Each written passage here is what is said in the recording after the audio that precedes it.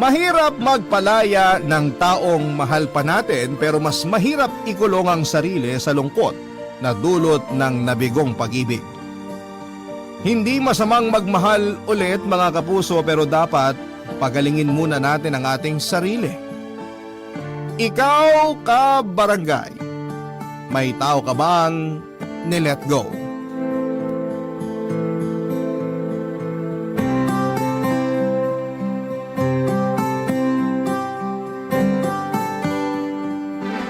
Dear Papa Dudut, naniniwala po ba kayo sa kasabihan na lahat ng bagay ay may rason? Kung ako kasi ang tatanungin ninyo ay hindi po ako naniniwala doon. Para sa akin ay walang katumbas na magandang dahilan kung bakit kailangang makaranas ng paghihirap, kalungkutan at pighati ang isang tao, lalo na kung naging mabuti naman ito. Walang inaapakang kapwa at higit sa lahat ay tapat at totoo.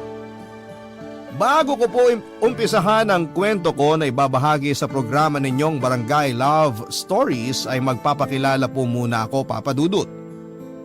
Ako po si Apollo, 40 years old at mga barkada ko po sina Jaira, Mark, Juno, Phoebe at Maya. Nitong nakaraang buwan lang po ulit kami nabuo dahil umuwi ako sa Pilipinas pagkatapos ng ilang taong kong pagtatrabaho at paninirahan sa ibang bansa.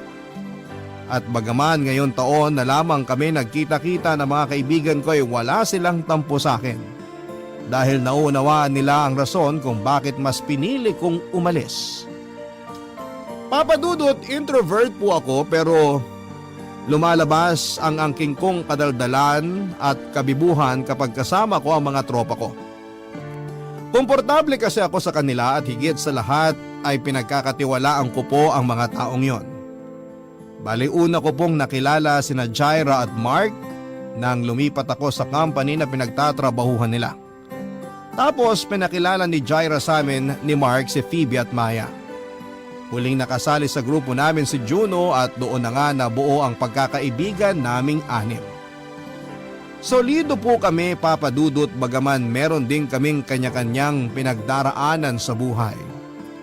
Pero bago po dumating sa buhay ko ang mga kaibigan ko ay meron na akong girlfriend na itinuring ko na ring best friend.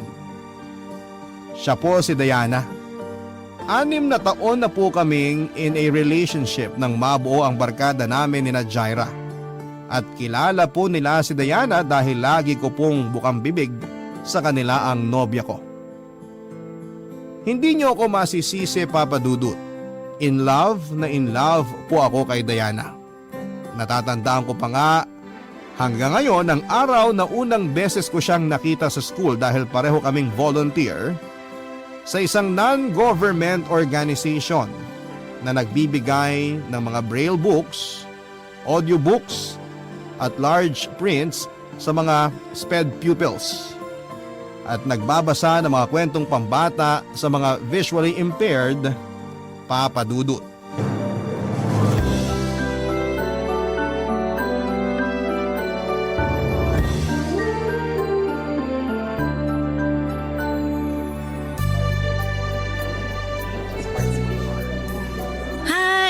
Ikaw si Apollo, di ba? Oo. Ikaw naman si Ate Diana? Yun kasi ang tawag sa'yo ng mga bata. Ay sandali, meron pa silang isang tawag sa'yo eh. Ate Ganda? Naku, conscious nga ako pag tinatawag nila ako ng ganun. Pero ang cute nila, no? Tinatawag nilang maganda at gwapo yung mga tao hindi dahil binabase nila sa itsura. Since visually impaired sila, mas binabase nila sa pakiramdam kung maganda o gwapo yung kausap nila. Nakakataba ng puso pag galing sa kanila yung mga papuri kasi alam mong totoo at espesyal. Pero totoo rin naman na maganda ka. Ay, pulero ka ah! Hindi ah. Kumain ka na ba? May tinapay at juice pa rito. Gusto mo? Ayos lang, medyo busog pa naman ako. Mamaya na lang. Parang ngayon lang kita nakita. Naka-attend ka na ba sa mga ganitong event dati? Hindi pa. Mahihain kasi ako. Kung di lang ako in-invite ng chairman ng org na to, hindi ako makakasama sa event nila. Masaya naman pala. Nag-enjoy ako. Ikaw, regular volunteer ka ba rito? Oo, Nagsimula ako 3 years ago. Ang ganda rin kasi ng advocacy nila kaya pinaglalaanan ko talaga ng panahon kapag may volunteer work sila para makasama ako. Marami na rin akong nakilala rito, yung iba naging kaibigan ko na. I hope maging magkaibigan tayo at sana makita kita sa next event. For sure, magkikita pa tayo ulit. Kasi natutuwa ako at nag-e-enjoy ako. Iba rin sa feeling kapag nagkakawang gawa ka. Uy, totoo yan. Sabi sa akin ng mama ko, hindi natin kailangang maging mayaman para makatulong sa iba. Yung presence natin at effort, sapat na para pasalamatan kanila. Tama naman, pero mas maganda pa rin kung mayaman tayo para marami tayong natutulungan. Gusto ko yung sinabi mo. In fairness sa'yo di halatang mahiyain ka. Naku, introvert talaga ako. Maniniwala ka ba kung sasabihin ko na introvert din ako? At pareho rin tayong mahiyain? Talaga? Pero ang galing-galing mo makihalubilo at makisama sa ibang tao. Paano mo nagagawa yun kung introvert ka rin? Pinapractice ko yung social skills ko. Basta i-expose mo lang yung sarili mo. Minsan ayos din na lumabas ka sa comfort zone mo para mag-grow ka. Yun kasi ang ginawa ko. Marami kong nakilala ng mga tao na masasabi kong nakatulong sa akin para matuto ng ibang bagay. At the same time, may natutunan din sila sa akin. Give and take kumbaga. Sa bagay, ako kasi kaunti lang mga kaibigan ko. Karamihan sa kanila nakatira na sa malayong lugar, kaya hindi na kami nagkikita-kita. Madalas ako lang mag-isa, hanggang sa nasanay na lang ako. Ayos yan, kasi ganyan din naman ako. Sanay ako mag-isa pero kayang-kaya ko rin pag may kasama. Hayaan mo, masasanay ka rin lalo kapag in-expose mo yung sarili mo. Sige, tatandaan ko ang sinabi mo. Para naman mag-grow din ako at matuto. At para ma-share ko rin ang mga nalalaman ko sa ibang tao, katulad ng ginagawa mo. Ang sarap lang sa pakiramdam pag natuturuan natin sila. Katulad ng activity natin kanina, tinuturuan natin yung mga bata na magbasa at makinig. Pero natutunan din natin sa kanila kung paano maging masaya sa mga simpleng bagay na meron sa buhay natin. Madalas nakakalimutan natin i-appreciate yung mga maliliit na bagay kasi busy tayo sa mas malalaking plano natin sa buhay. Wala namang masama dun, pero mas mabilis tayong mapapagod at mababurnout. Kaya pala lagi akong stressed lately. Kasi wala akong ibang inatupag kundi trabaho. Nakalimutan kong hindi lang pala dun umiikot ang mundo. Buti na lang talaga sumama ako sa volunteer work na to tapos nakilala pa kita. Medyo gumanang dibdib ko sa pag-uusap natin. Salamat ha. Bigla ka naman yatang nagseryoso. Pero salamat din nakakwentuhan kita. May bago na naman akong nakilala. O paano? Tara na? Mukhang magsisimula na yung second activity natin. Tapos na yata silang kumain. Sige, excited na ako sa susunod na kwentong babasahin natin. Ako kasi ang nakatoka na magbasa. Kinakabahan tuloy ako. Hoy, wag ka nga. Yakang-yaka mo yan. Good luck. Tara. Modernong Maria Clara, ganyan ko po i-describe si Diana Papadudut. Bagaman may pagkamahinhin ay wala pong arte sa katawan ng girlfriend ko. Mabait din siya sa mga bata, mapagmahal kahit sa mga ligaw na aso't pusa. Malambing din ang boses niya kaya hindi kataka-taka na kinagigiliwan siya ng marami. Bukod doon ay sweet din siya at ang bonding namin tuwing linggo ay pagsisimba. Opo, relihiyosa si Diana. At noong nagkakilala kami at nagkakwentuhan ay naglakas loob akong hingin ang number niya para pwede pa rin kaming mag-usap kahit na walang volunteer ang NGO na sinasalihan namin. Binigay naman po sa akin ni Diana ang number niya kaya tuwang-tuwa ako.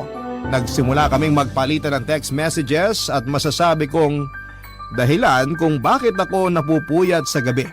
Pero wala po akong pinagsisihan, Papa Dudut.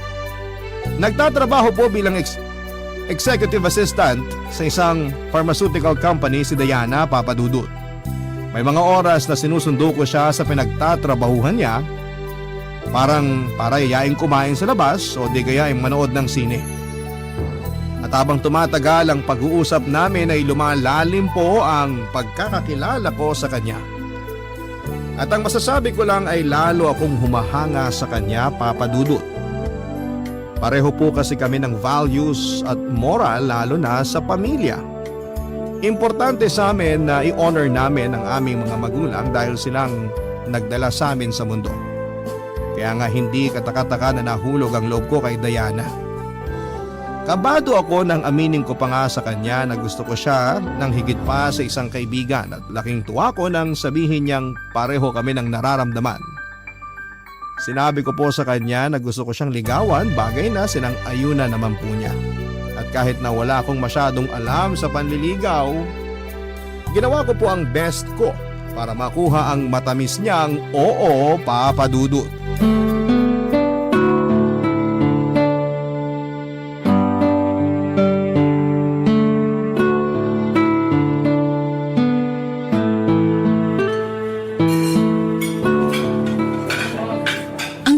Dito sa restaurant na pinagdalan mo sa akin.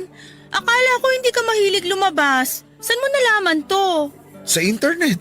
Siyempre nag-research ako.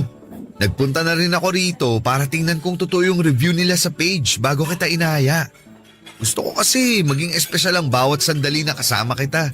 Pati na ang lugar na pagdadalan ko sa'yo. Kasi deserve mo yun, Diana. Kung makapagsalita naman to, deserve mo rin ng magagandang bagay kasi mabuting tao ka, Apollo. Alam mo, nung ligawan mo ko, mas nakilala kita ng husto. Marami akong na-discover sa'yo na masasabi kong ikaw na nga ang… Ako na nga ang ano? Ang lalaking gusto ko maging boyfriend ko. Ha? Sinasagot na kita, Apollo. Pumapayag na akong maging girlfriend mo. Seryoso ba yan, Diana? Hindi ka nagbibiro? Seryoso ako. Oo, ang sagot ko sa panliligaw mo. Thank you! Thank you! Sobrang saya ko talaga ngayon kasi tayo na! Girlfriend na kita! Pinapangako ko sa'yo, hindi ka nagkamali sa desisyon mo. Hindi man ako perpekto, pero gagawin ko ang lahat para alagaan at mahalin ka, Diana. Gusto kong ibigay sa'yo lahat ng magagandang bagay na pwede at kaya kong ibigay. Hindi rin naman ako perpekto, pero gagawin ko rin ang lahat para i-prioritize ang relasyon natin. Saka nakikita ko sa'yo na talagang nagsisikap ka. Ramdam ko rin na mahal mo ko kaya alam kong safe ang puso ko sa'yo. Katulad mo, masayang masaya rin ako. Sa katunayan, may gusto akong ibigay sa'yo. Ano yan? Bracelet. Eto, kunin mo. Para sa akin to? Oo, simbolo yan ang pagsagot ko sa'yo para maging boyfriend ko. Special ang bracelet na yan dahil ako ang gumawa niyan. Gusto ko kasi maging memorable ang importanteng araw na to kaya nagpatulong ako kay mama na gawin yan. Alam niya na plano na kitang sagutin ngayon kaya sinabi niya sa akin na gumawa ako ng isang bagay na ibibigay ko sa'yo para hindi mo makalimutan ng araw na naging official na tayo. Nakaka-touch naman. Thank you, Diana. Kasi nag-effort ka pa. Na-appreciate ko tong bracelet at ang ganda-ganda. Lagi ko tong isusuot para hindi ko maramdaman na magkahiwalay tayo. Bakit? May plano ka bang mag-abroad? Ha? Wala. Ba't ko naman gagawin yun? Sabi mo kasi kahit magkahiwalay tayo. Ikaw kabago-bago lang natin, plano mo na yatang subukang makipag-LDR? Huwag ganun. Kung mag-abroad man ako, isasama kita. Hindi kita iiwanan dito, no? Ngayon pa ba na girlfriend na kita? Dapat lagi kang nakadikit sa akin. Bawal kang mawala sa paningin ko. Kung pwede nga lang, itatali na kita sa bewang ko eh. Hoy, sobra naman yon. Joke lang, ikaw naman. Pero yun nga, salamat ulit sa bracelet. Iingatan ko to.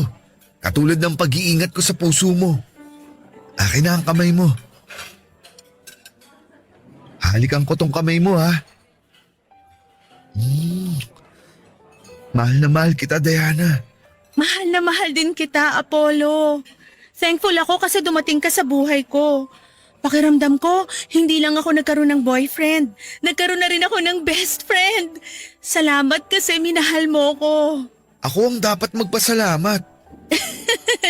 Lalamig na lang tong pagkain natin, hindi pa tayo tapos magpasalamat sa isa't isa.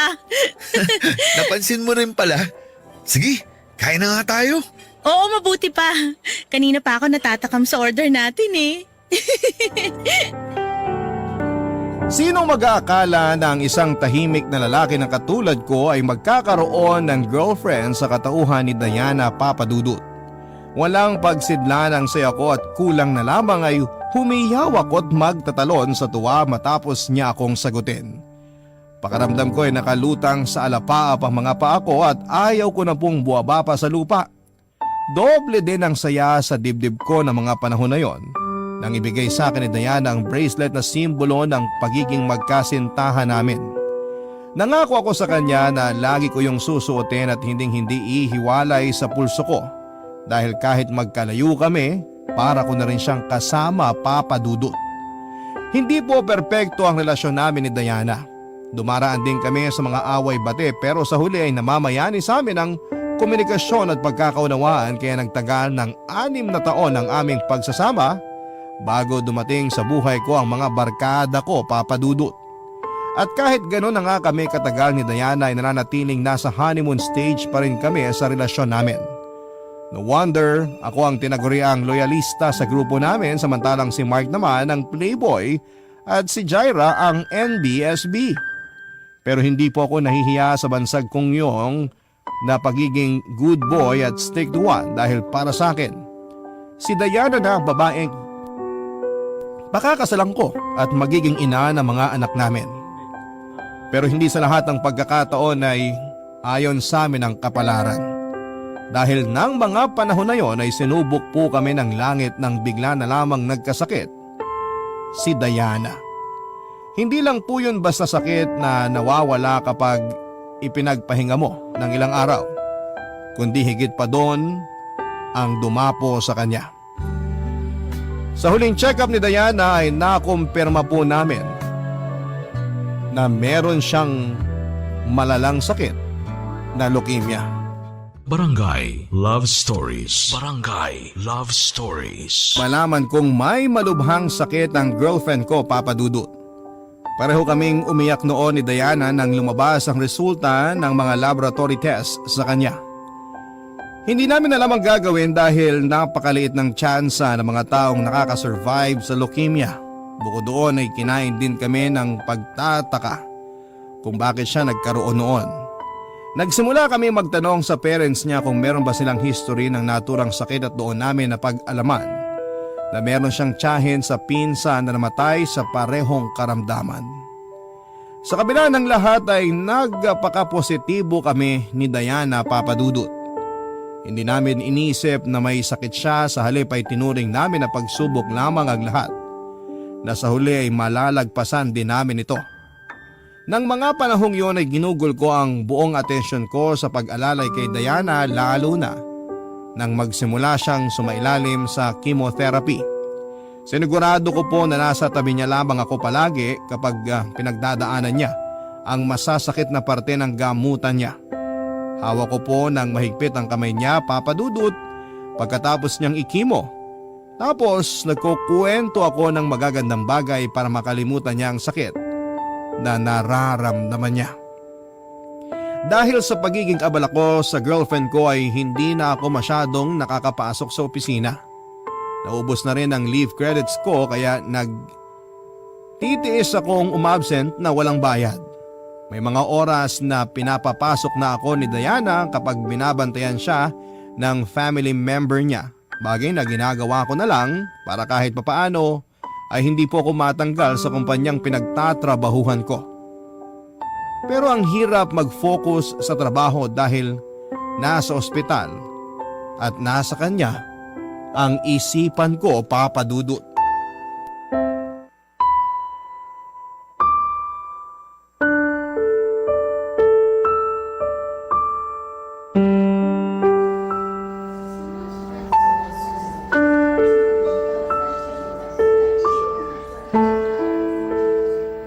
Nakakainis. Bakit kailangan ko pang magkasakit ng ganito? Mamamatay na ba ako? Kasi kung oo, sana ngayon na para matapos na ang paghihirap ko. Hindi ka mamamatay, Diana. Gagaling ka. Kaya dapat sundin mo lang ang bilin sa'yo ng mga doktor mo. Ano pa bang bilin nila ang susundin ko kasi lahat ng sinabi nila ginawa ko na. Pero tingnan mo ako. Walang nagbabago sa katawan ko. Ang payat-payat ko na, Apollo. Nalagas na rin yung mga buhok ko. Ang dami ko pang sugat at pasa sa katawan. Ni wala ng lakas ang mga tuhod ko para makatayo mag-isa. Lagi na lang ako nagpapatulong sa'yo, di kaya kina mama at papa. Wala na akong silbi. Kaya kami nandito ng mga magulang mo para tulungan at alalayan ka, Diana. Hindi ka walang silbi dahil kailangan mo kami. Kailangan mo kami dahil may sakit ka. Naiintindihan ko na nahihirapan ka. Pero sana huwag ka namang magsalita ng ganyan. Huwag kang susuko kasi lahat kami umaasa na magiging maayos ka. Na malalampasan mo lahat ng to. Ayoko nang umasa para mabigulang sa dulo, Apollo. Kaya huwag niyo nang lokohin ang mga sarili niyo na gagaling pa ako dahil imposible nang mangyari yon. Napakaliit ng tsansa na may makasurvive sa leukemia. Karamihan sa mga nagkakaroon ng ganitong sakit na mamamatay. At yun din ang mangyayari sa akin kaya ngayon pa lang, hiwalayan mo na ako. Umalis ka na, iwanan mo na ako. Ano bang sinasabi mo? Bakit mo ako pinagtatabuyan? Kasi wala ka ng dahilan para manatili sa tabi ko. Hindi na ako gagaling, isaksak mo yan sa utak mo. Naghihintay na lang ako ng araw kung kailan ako mamamatay. Kaya hindi mo na dapat sayangin ang oras mo sa akin dahil hindi mangyayari ang inaasahan nyo na gagaling ako. Alam ko yon. Ramdam ko yon dahil katawan ko to, Apollo. Kahit na anong mangyari, hindi kita iiwan. Hindi ako aalis sa tabi mo. Palagi kitang sasamahan.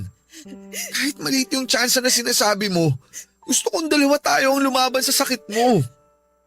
Diana, please. Huwag ka naman ganyan, oh. Huwag mo ako ipagtabuyan na parang aso. Apollo, hindi ka ba nakikinig? Alin ba sa mga sinabi ko ang mahirap intindihin? Mamamatay na ako! Hindi na ako gagaling! Mas mabuti ba na iwanan mo na ako para pag nangyari yun, hindi na masyadong masakit sa parte mo. Ituring mo na lang na patay na ako ngayon para mabilis kang makamove on. Kabaliwan ang gusto mong mangyari dahil kahit mawala ka, hindi pa rin kita makakalimutan. Saka, huwag mo kang pangunahan ng mga bagay. Huwag mo sabihin ang hindi dapat mangyari. Dahil naniniwala ako na di ka mababayaan ng Diyos. Kung hindi ka kayang pagalingin ng tao, walang imposible sa Kanya, Diana. Alam ko naman yun. Pero paano yung kalooban niya na kunin ako kaysa pagalingin? Paano kung ganun pala yung will niya para sa akin? Sige nga, paano ko yun tatanggapin? Paano mo yun tatanggapin?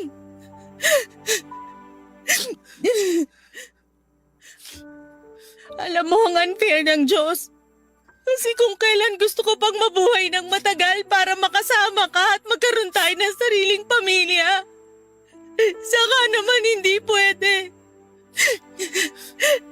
Simula nung malaman ko may leukemia ako, gabi-gabi kong kinakausap ang Diyos para matanong sa Kanya kung bakit kailangan niya akong bigyan ng ganitong klaseng pagsubok na alam kong sa huli, matatalo ako dahil una pa lang, wala na akong kalaban-laban. Galit ako sa Kanya! Kasi sa dinami-dami ng masasamang tao sa mundo, ako pa talaga! Ako! Hindi ako perpekto pero ginagawa ko ang lahat na makakaya ko para maging mabuting tao!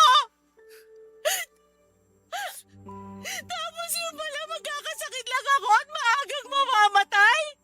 Marami pa akong gustong gawin kasama ka at ang pamilya ko pero lahat yun hindi ko na magagawa dahil sa pesteng leukemia na to! Sana kung nagkaroon ako nito nung bata pa ako para kung mamamatay ako ayos lang! Hindi ako manghinaya kasi wala pa naman akong pangarap noon kumpara ngayon!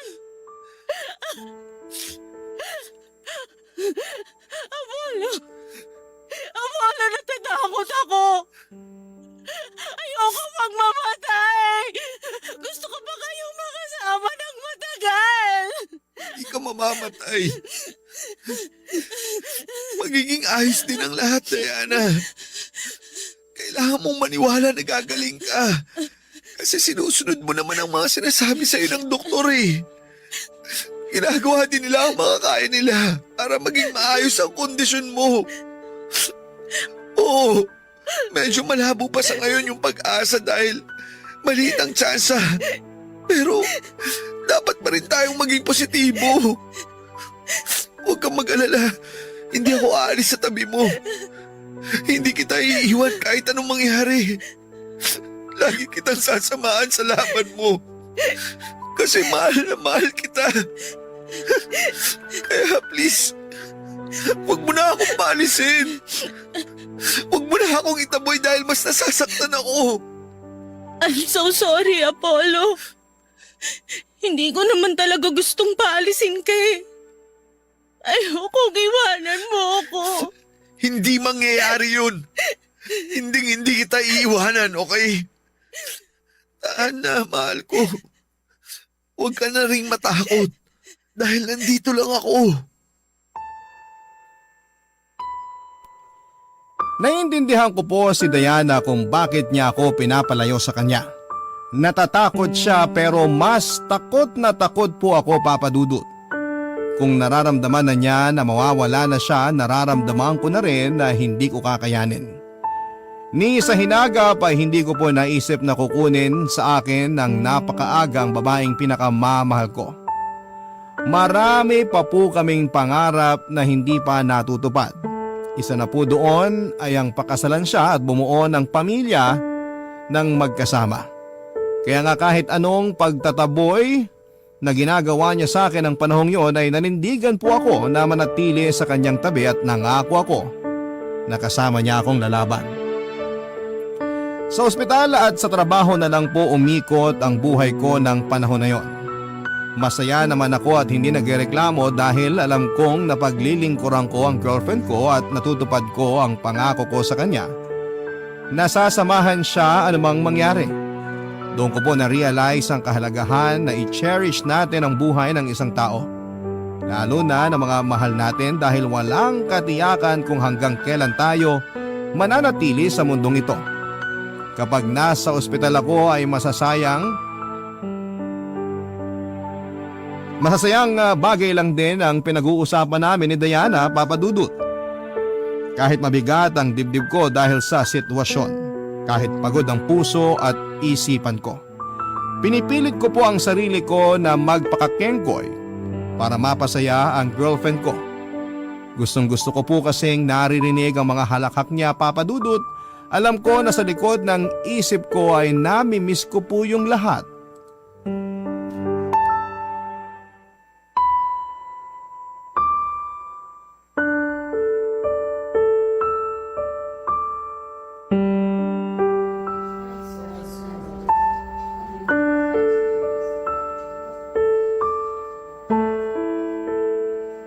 Apollo? Mahal, may kailangan ka ba? Nauuhaw ka ba? O nagugutom? Sorry, nakatulog pala ako. Ayos lang ako. Hindi ako nauuhaw at busog ako. Ayos lang din na nakatulog ka kasi puyat na puyat ka sa pagbabantay sa akin. Obligasyon ko na bantayan ka. Walang kaso sa akin yun. At masaya ako dahil nasa tabi mo ako. Masaya rin ako kasi nasa tabi kita. Ang swerte-swerte ko dahil ikaw ang naging boyfriend ko. Salamat, Apollo, ha? Maraming salamat. Walang anuman. Ikaw talaga. Kumusta? Hindi ka ba makatulog? Medyo. Kanina pa naglalayag sa kung saan ang isip ko eh. Baka naman malulungkot na bagay ang iniisip mo ha. Hindi ka talaga makakatulog niyan. Hindi malulungkot ang iniisip ko, puro masasaya. Gusto mo ba i-share ko sa'yo? Oo naman, sige. Kwentuhan mo ko. Iniisip ko na kapag gumaling ako, magpapakasal na tayo. Kahit ako na ang mag-propose kung wala ka pang balak. Anong isasagot mo kung sakali? Tinatanong pa ba yun? Siyempre, oo. Mabuti naman. Tapos, ano nang susunod na mangyayari? Bubuo tayo ng pamilya. Yung masayang masaya. Palalakihin natin ang mga anak natin ng magkasama. Tuwing linggo, Sabay-sabay tayong magsisimba tapos pupunta kina mama at papa para dun kumain ng tanghalian.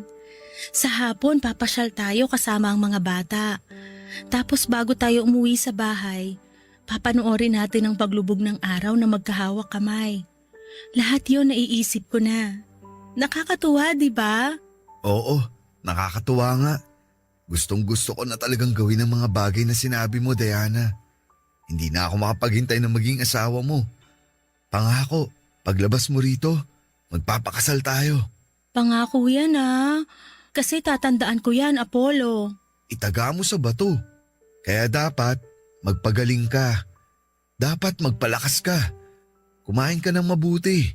Matulog ng maayos at sundin lang natin ang mga bilin ng doktor mo. Ayos ba yun? Oo naman, pero kung sakaling hindi na ako gumaling at hindi na natin matupad lahat ng mga sinabi ko, sana wag mo kong kakalimutan Diana naman, ano bang sinasabi mo? Gusto ko lang magbilin hanggat kaya ko pa. Hanggat meron pa akong lakas na magsalita kasi ayokong umalis nang hindi nasasabi sa iyong mga to. Kaya hayaan mo na muna akong magsalita, Apollo. Ay, Mahal na mahal kita. Alam ng Diyos na ikaw ang lalaking gusto kong maging asawa. Pero kung hindi na mangyayari yun, piliin mo pa rin maging masaya. paano ako magiging masaya kung wala ka na? Parang ang hirap naman ang pinapagawa mo sa akin. Alam ko, pero hindi mo pwedeng itali sa akin ang sarili mo lalo na kapag wala na ako rito sa mundo. Dahil unfair yun sa'yo. Marami ka pang bagay na pwedeng maranasan. Huwag mong hayaan ang sarili mo na malungkot at magluksa habang buhay. Hindi yun ang gusto ko, Apollo. Gusto ko na piliin mong maging masaya. Kung kinakailangan mong magmahal ng iba, gawin mo. Sa kanya mo to pa rin ang pinangako mo sa aking pamilya. Kapag nag-promise ka na gagawin mo yon, ayos na ako. Panatag na ako. Ayoko, Diana. Ayoko umalis ka. Ayoko iwanan mo ko. Hindi ko kaya. Please naman, Lumaban ka. Lumaban ka para sa akin. Para sa pamilya mo. At sa pamilyang bubuhay natin. Gustuhin ko man, pagod na ako. Hindi na kaya ng katawan ko. Pakiramdam ko sinusuko na ng katawan ko lahat ng gamot na tinuturok sa akin. Sobrang bigat na ng talukap ng mga mata ko, Apollo. Gusto ko na lang matulog. At huwag nang gumising kung makakaramdam lang din ako ng ganitong klaseng sakit. Sana naiintindihan mo ko. Sana palayain mo na ako. Hayaan mo na akong mauna, mahal ko. Si Diana na po ang babaeng gusto kong pakasalan, Papa Dudut. Noong unang beses pa lamang na nagkita kami ay sigurado na ang puso ko na tinadhana siya para sa akin. At alam kong tama ang desisyon ko na ligawan ko siya at naging ganap kaming magkasintahan. Sa paglipas ng panahon ay napatunayan namin na sigurado na kami sa isa't isa. Pero bakit kung kailan handa na kaming humakbang tungo sa panibagong pahina ng buhay namin ay bigla namang kaming bibigyan ng pagsubok na kulang na lang ay lumpuhin kami, Papa Dudut.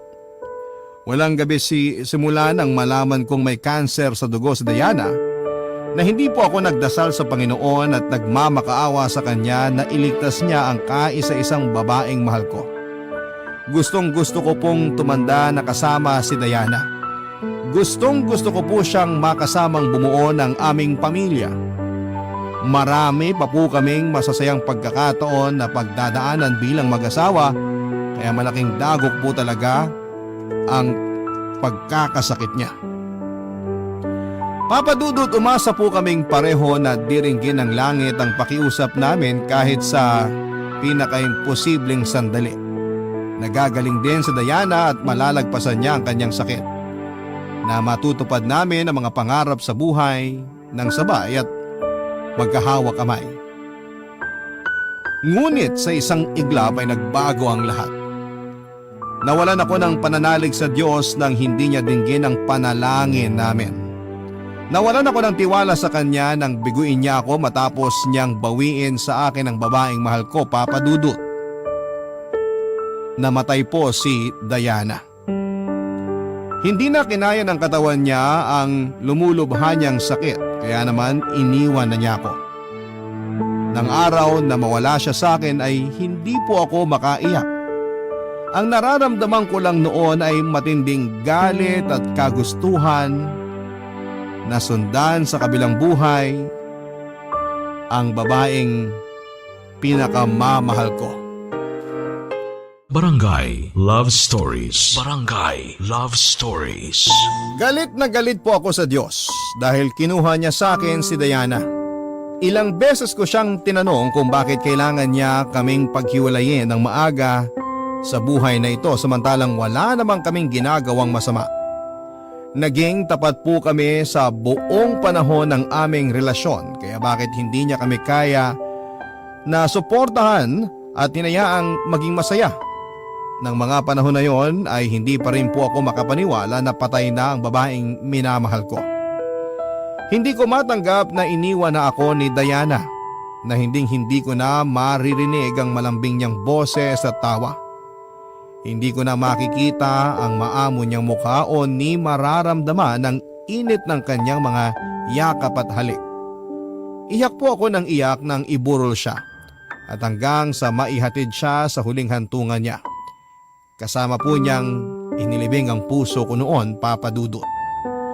Hindi ko po alam kung paano magsisimulang muli at hindi ko maisip kung paano ipagpapatuloy ang buhay kung durog na durog ang puso.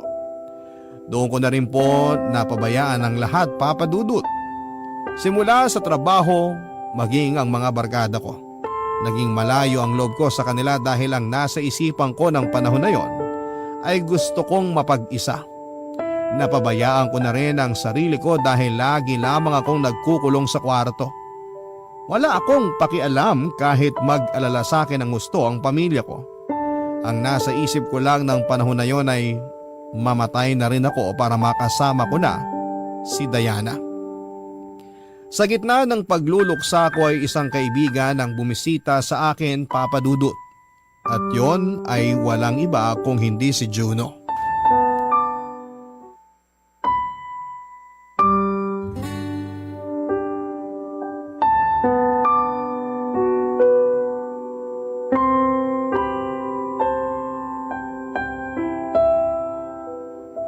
Juno, sorry ha. Hindi ko masyadong nasasagot ang mga text nyo ng barkada sa akin. Ano ka ba? Huwag ka masyado mag-alala doon. Naiintindihan namin ang pinagdadaanan mo. Sa totoo lang, alalang-alala kami sa'yo. Kaya pinapunta nila ako rito para kumustahin ka. Hindi nga lang namin alam kung tumatanggap ka na ng bisita. Pero nagbakasakali pa rin ako. Mabuti nga pinatuloy mo ako dito sa bahay mo at kinausap mo ako. Sakto ang dating mo. Naiinip na akong mag-isa. Kailangan ko talaga ng makakausap. Sakto, di ba? Yun talaga ang purpose ko kung bakit ako nandito eh. Ay, hindi ako makausad, Juno. Nahihirapan ako mag-move on sa pagkawala ni Diana. Kahit na sinabi niya sa akin nun na gusto raw niya ako maging masaya. Parang ang hirap namang gawin nun. Paano ba ulit maging masaya kung wala na yung taong dahilan kung bakit ako umingiti at tumatawa? Paano ulit maging maayos kung alam kong hindi na babalik sa dati ang lahat? Pakiramdam ko, bumalik ako sa simula. Hindi ko na kilala ang sarili ko, Juno. Dahil sa pagkawala ng babaeng mahal ko. Alam mo bro, hindi ko sasabihin na naiintindihan kita kasi ikaw ang eksaktong nakakaramdam niyan. Pero alam ko na hindi talaga madaling mawalan ng mahal sa buhay, lalo na kung malapit sa puso mo. Pero bro, kung hihingin mo ang payo ko, ang masasabi ko lang, idaan mo sa proseso ang pagluluksa mo. Hayaan mong malungkot ang sarili mo dahil yun ang tamang pakiramdam eh. Kapag pinigilan mo kasi ang lungkot, may ipon yan sa loob mo. Tapos mabibigatan ka. Kaya ikaw din ang mahihirapan. Kung kinakailangan mong umiyak, humagulgol, magalit, sumigaw, gawin mo. Grieve at your own pace, ika nga. Iba-iba naman tayo ng paraan para makausad sa kabila ng mga pinagdadaanan natin sa buhay eh. Kung saan ka mas komportable, yun ang gawin mo. Huwag mong madaliin ang sarili mo na makapag-move on kung hindi pa kaya ng puso mo. Darating ka rin dun. Unti-unti nga lang muna sa ngayon. Paano kung hindi na maging okay ang lahat? Paano kung habang buhay ganito na lang ang pakiramdam ko? Kaya nga nandito kami ng mga kaibigan mo para tulungan ka. Para alalayan ka. Minsan kasi akala natin kaya natin gawin ang mga bagay ng mag-isa. Pero mas magiging madali pala kapag meron tayong mga kasama. Ganyan din ang sinabi sa akin ni Diana. Yun bang tungkol sa pakikisama sa ibang tao, hindi lang para magkaroon ng koneksyon kundi support system na rin. Juno, thank you ha. Pati na rin sa mga kaibigan natin kasi nandiyan kayo. Baka kasi kung ako lang mag-isa, nasiraan na ako ng ulo. Uy, ano ka? Walang mababaliw ng mag-isa sa tropa natin kasi dapat lahat tayo mabaliw pag merong nauna. Hindi pwedeng ikaw lang. Nakakatampo yun, no? Yan. Buti naman tumatawa ka na. Komedyante ka kasi. Sinadya ko yun kasi kanina ka pa down na down. Hindi ako sanay Pero basta bro, wag mong kalimutang umiti kahit paunti-unti. Kaya mo yan. Nandito lang kami kung kailangan mo na makakausap. Isang tawag mo lang o kaya isang text mo lang. Pupuntahan ka namin agad. Hayaan nyo, makakabawi rin ako sa inyo. Wala kang kailangang ibawi. Yung makita ka lang namin na maayos ang kalagayan. Sapat ng pambawi yun sa mga banding ng barkada na missing in action ka. Huling nakita ka namin nung libing pa ni Diana. Kaya miss na miss ka na talaga namin bro. Basta, kapag kaya mo na, makipagkita ka sa amin ha. Oo naman. Kayo agad ang unang-unang guguluin ko. Kaya mag-ready kayo. Dahil kahit madaling araw, magro-road trip tayo. Asahan namin yan. Huwag kang drawing. Ako pa talaga ang drawing. Grabe, nakakasakit ka ng damdamin. Hindi po lumilipas ang sakit at pagluluksa kapag naranasan nating mawala ng mahal sa buhay. Kahit nagdaan ang mahabang panahon ay nagkakaroon lamang ng puwang sa puso natin ang kirot, pero hindi po ito tuluyang nawawala. Alam ko po yon, kaya nga hirap akong tanggapin na iniwan ako ni Diana. Pero malaking tulong na nailabas ko ang lahat ng sakit at hinanakit sa loob ko dahil sa pag-uusap naming yon ni Juno. Kaya nga laking pasasalamat ko sa kanya na mga panahong yon, Papa Dudut. Aminado po ako na hindi ko pa rin alam kung paano ko haharapin ang mundo at ipagpapatuloy ang buhay, pero kinaya ko po, Papa Dudut. Pagkalipas ng 2 linggong pagluluksa, nagbalik trabaho na ako bagaman hindi pa buong buo ang sarili ko. Pero ginamit ko po ang trabaho ko para mas maging abala at hindi ko lalong maisip ang pinagdaraanan ko. Effective naman, pero kapag gabi kung kailan mag-isa na lamang ako at tahimik na ang mundo ay binubulabog po ako ng masasayang alaala namin ni Diana. Hindi ako pinapatulog ng matinding kalungkutan at para bang patalim na paulit-ulit akong sinasaksak ng katotohanan na hindi ko na siya makakasama sa buhay na ito. Hindi po ako mapasaya ng kahit na anong okasyon ng mga panahong yon, Papa Dudut. Hindi niyo ako masisisi sapagkat sariwa pa rin sa akin ang lahat ng mga nangyari. Mabuti na lamang dahil kahit papaano ay nandyan ang mga kaibigan ko. Malaki ang naitulong nila sa akin para malibang ako habang nagmo-move on. Hanggang sa sumapit nga ang Valentine's Day ng February 2018 kung saan ay nagkita-kita kami at nagkaroon ng pakulo si Juno tungkol sa isang time capsule.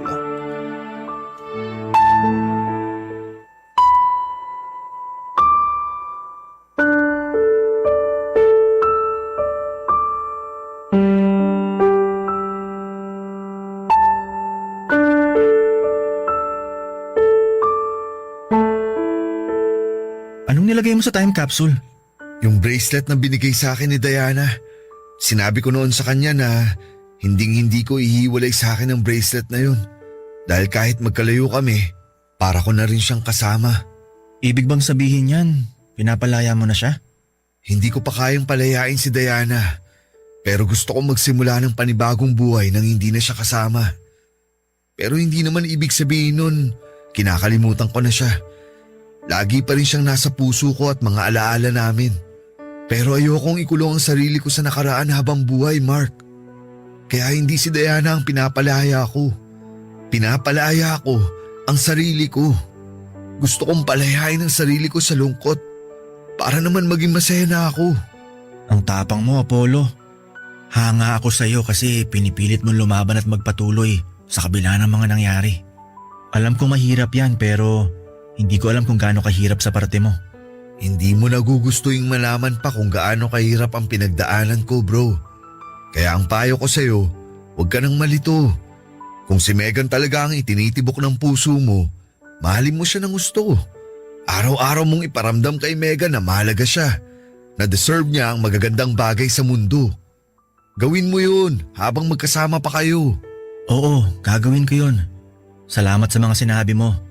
Sana ikaw din. Kung sakaling dumating yung araw na magmamahal ka ulit. Sa akin mo pa talaga sinabi yan kilala mo ako kapag nagmahal, di ba? Oo nga pala. Ikaw at si Phoebe ang loyalista sa barkada. Sabi niyo nga. Pero alam mo, mukhang matagal pa bago ako magmahal ulit.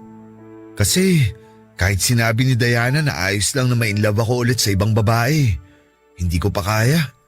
Hindi ko pa siya kayang i-let go. Di mo naman kailangan madaliin yun. Bigyan mo lang ng time ang sarili mo na i-process ang nangyari. Baka hindi mo nga mamalayan, okay ka na. Naka-let go ka na. Yan din ang sinabi sa akin ni Juno. Na kapag hinayaan kong makaramdam ng tamang emosyon ng sarili ko, mas magiging madali ang paghilom. Talaga? Sinabi niya yun? Alam mo, ang talino talaga niyang si Juno. Tahimik lang yan pero ang daming alam tapos ang lalim pa ng mga salita. Siya rin kasi nagpayo sa akin nung nasa ospital ako. Kaya thankful ako dahil kaibigan natin siya. Ako rin bro, sa totoo lang. Thankful kasi nakilala natin siya. Ikaw, kumusta naman ang puso mo ngayong Valentine's Day? Eto, nalilito. Pero unti-unti nakukuha ko na yung mga sagot sa mga tanong ko. Siguro kailangan ko nalang lakasan ang loob ko na harapin yung bagay na sinusubukan kong takbuhan. Naks naman, mukhang nag-mature ka na nga. Tama yan, huwag kang laging takbo ng takbo. Tapangan mo ang loob mo. Panindigan mo ang dapat mong panindigan. Kayang-kaya mo yan, ikaw pa ba? Inuto mo pa ako, Apollo. Hindi kaya.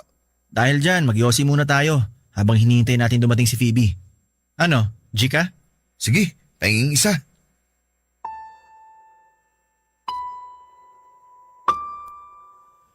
Kapag nawala sa atin ang taong mahal natin ay kailangan natin silang palayain. Kaya nga ang inilagay ko sa time capsule ay ang bracelet na ibinigay sa akin noon ni Diana matapos niya akong sagutin. Hindi po yon nangangahulugan, nakakalimutan ko na siya at ang masasaya naming alaala. Pero yon ang unang hakbang para matanggap ko sa puso ko na imposible na kaming magkatuluyan sa buhay na ito. Ayoko pong ikulong ang sarili ko sa bagay na habang buhay kong ikakalungkot, bagaman hindi ako naniniwala na may magandang rason ng kapalaran kung bakit niya ako pinahihirapan.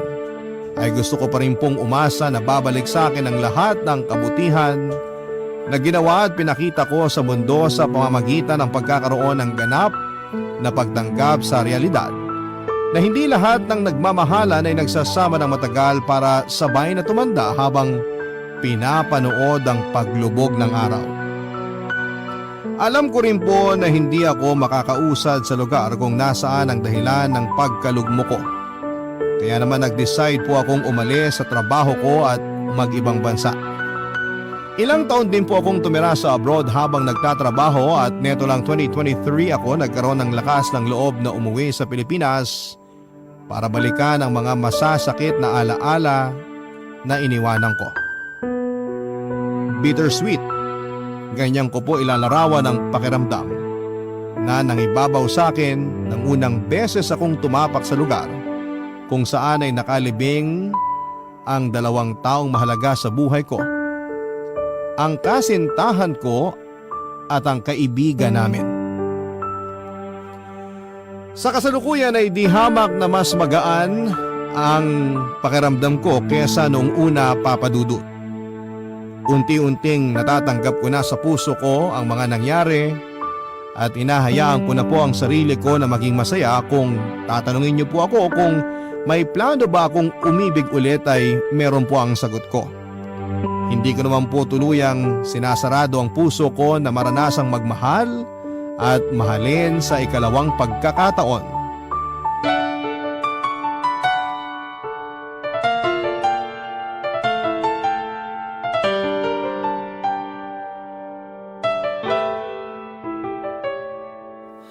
Ang buhay ay mahiwaga, laging may lungkot at saya. Sa Papa Dudut Stories, laging may karamay ka.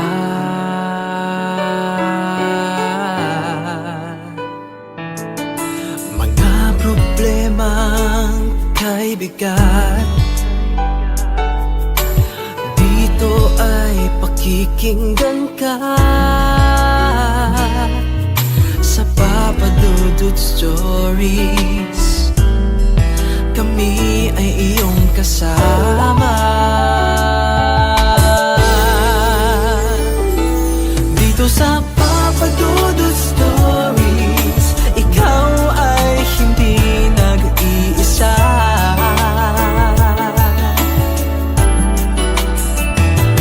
Dito sa Papa Dudut Stories, may nagmamahal sa'yo. Papa Dudut Stories, Papa Dudut Stories,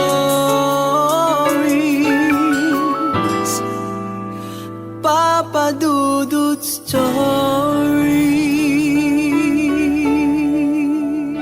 Libre lang ang mangarap. Pero hindi madaling abutin ang mga pangarap na ito, lalo na kung kulang tayo sa gawa at puro lamang tunganga. Minsan ay kailangan din natin ng sipag at tiyaga upang gawing realidad ang buhay na gusto nating matamasa. Ikaw, kapuso, naabot mo na ba ang mga pangarap mo sa buhay?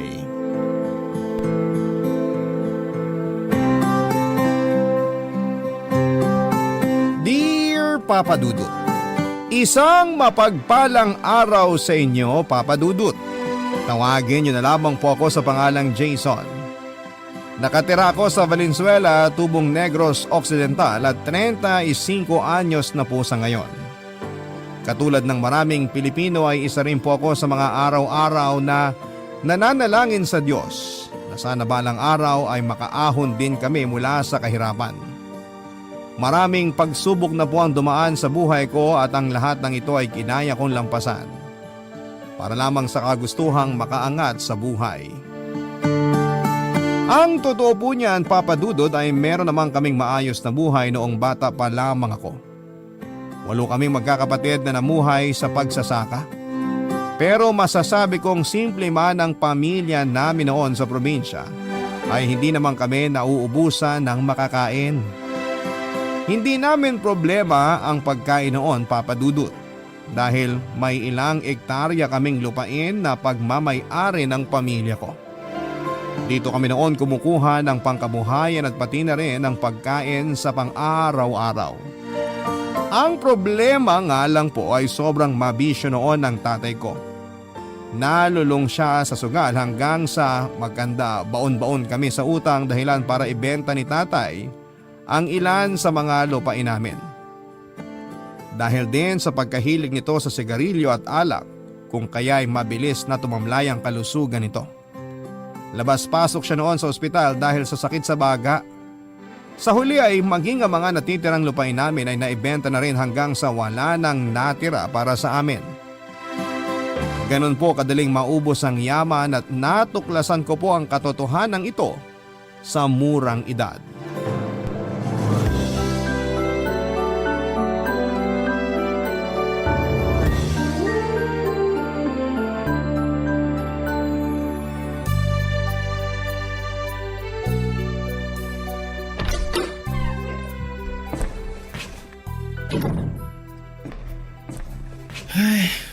Grabe ang init. Oh, asan ang mga kapatid mo? Pasunod na po sila. May dinaanan lang saglit. Nauna na po akong umuwi. Ganun ba? Kapag dumating na sila, tawagin mo na yung iba para makakain na kayo ng pananghalian. Kayo na bahalang magluto ng kakainin nyo mamayang gabi ha. Baka gabihin ako. Bakit po? Alis kayo? Saan po kayo pupunta, Nay? Hindi ba nasabi sa'yo ng kapatid mo? Nasa ospital ang tatay mo ngayon. Bakit na naman po? Ano na naman pong nangyari kay tatay? Lumala yung sakit niya sa baga.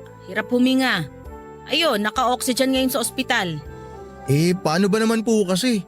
Pagkalabas niya ng ospital, Yossi agad ang una niyang hinahanap. Hindi na po siya natuto. Ano pa bang magagawa natin? Adik na yung taong yun sa sigarilyo. Wala nang ginawa yung tatay mo buong buhay niya kundi magsunog ng baga Bakit po kasi hindi niyo pinagsasabihan? Aba, araw-araw kong pinagsasabihan yung tatay mo. Nakikinig ba? Kamatayan nga, hindi siya mapigilan. Sigarilyo pa rin ang hanap Ako pa kaya? Yung mga taong ganun katigas ang ulo, hindi mo na mababago. Anong gusto niyo, Nay? Hayaan na lang natin siyang mamatay? Kung yun ang gusto niya, bahala na siya. Ay, sawa na ako. Sawa na akong mag-alaga ng tao. Tumatanda na ako't lahat, nag-aalaga pa rin ako ng tao hanggang ngayon. Pagod na ako. Saan na naman po tayo kukuha ng pambayad sa ospital niyan? Huwag niyo pong sabihin pati yung natitirang lupa natin, ibebenta niyo na rin. Wala na tayong ari-arian, Jason. Lahat na benta na, matagal na. Hindi na natin pag-aari yung lupang sinasakan yung magkakapatid. Ano? Paano po nangyari yun? Sa dami ng utang ng tatay mo, sa dami ng gastos natin sa ospital, sa dami yung magkakapatid, kulang na kulang pa yung mga lupain ng tatay mo para mabayaran lahat ng perang kailangan nating bayaran. Malapit nang sumabog tong ulo ko sa kakaisip kung saan ako pupulot ng pera ngayon. Nay, ano na pong gagawin natin ngayon? Wala! Mag-aabang lang tayo ng milagro. Baka sakaling may mahulog na salapi dyan mula sa langit. Ay! Nga pala, napag-usapaho ang tatay nyo kaya kayo na munang inaasahan naming magtrabaho para sa pamilya natin. Po? Hindi po ako pwedeng tumigil. Magtatapos na po ako sa high school Hindi ko kayo kayang pag-aralin ng sabay-sabay. Sapat lang ang kinikita ko sa trabaho para sa pang-araw-araw natin. Saan ako kukuha ng pampaaral sa inyo, Aber?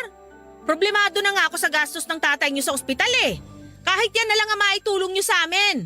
Nay, kapag nakapagtapos po ako ng college, makakatulong po ako sa inyo. Kailan yan? Pagkatapos ng 4, 5 taon? Baka patay na kami niyan dahil wala na tayong makain.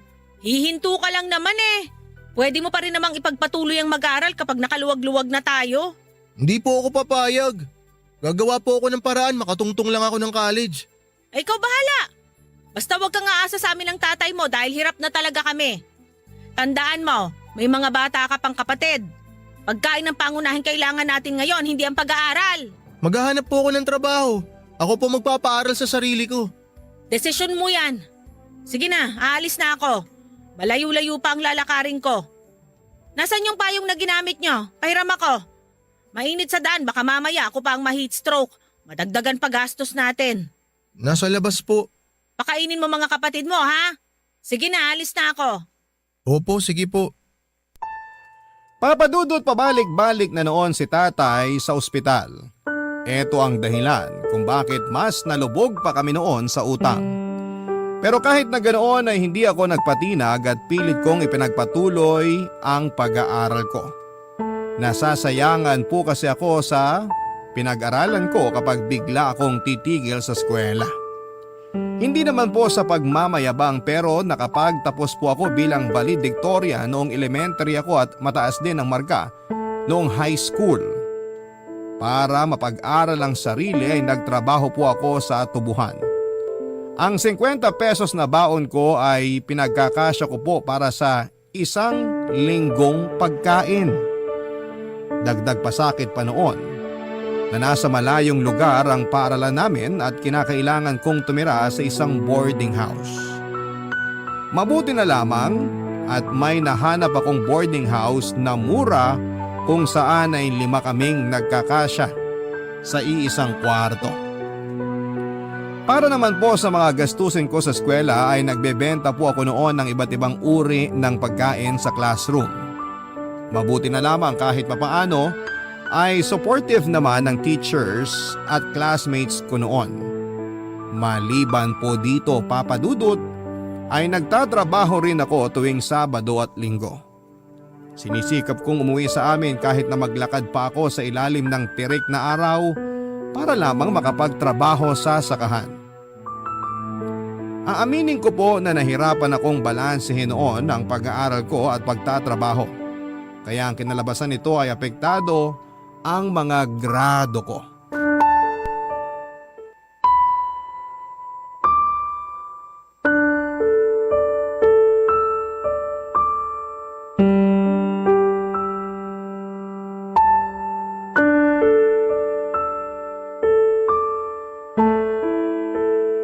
Ito ang papipirmahan mo sa akin? Puro line of 7 na grado? Tingnan mo nga tong isang subject, muntik ka nang bumagsak. Pasado pa rin naman po ah. Ang mahalaga may natututunan pa rin ako. May natutunan? Kung totoong may natutunan ka, hindi dapat ganito kababa ang grades mo. Nay, line of 9 man yan o pasang-awa, pare-pareho lang din naman po yung pasado. Yan niyo po, babawi po ako sa susunod. Tataas na po yan, sa susunod na pirmahan niyo yung card ko. Ay nako, hindi na ako aasa. Baka sa susunod puro bagsak na to. Nay naman, wala po ba kayong tiwala sa anak niyo? Hindi ko alam. Baka naman kasi porke ikaw ang nagpapaaral sa sarili mo, ginagawa mo na kung ano-anong gusto mong gawin doon. Baka mamaya sa halip na mag-aaral, pagbabulakbol na ang inaatupag mo. Bulakbol? Hindi na nga po ako nakakapaglaro ng basketball kasama mga kaklase ko eh. Sa sobrang abala ko sa pagtatrabaho, hindi na ako nakakapag-review. Hindi na ako nakakatulog ng maayos. Hindi ko na nga po alam kung anong uunahin ko.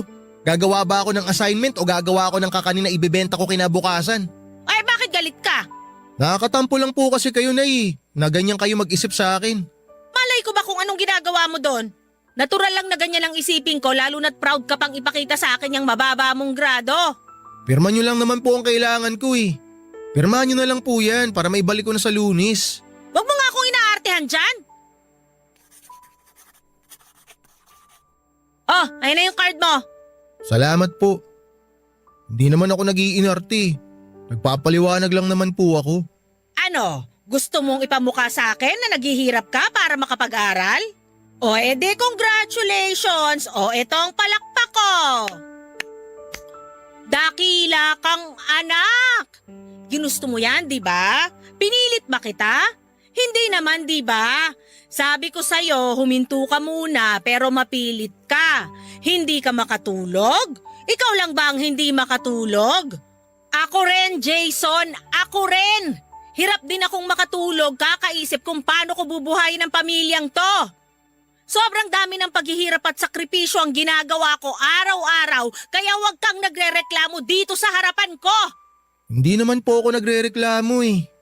Gusto ko lang naman po na ma-appreciate nyo yung ginagawa kong effort. Na may ginagawa ako para matapos na natin tong problemang meron tayo.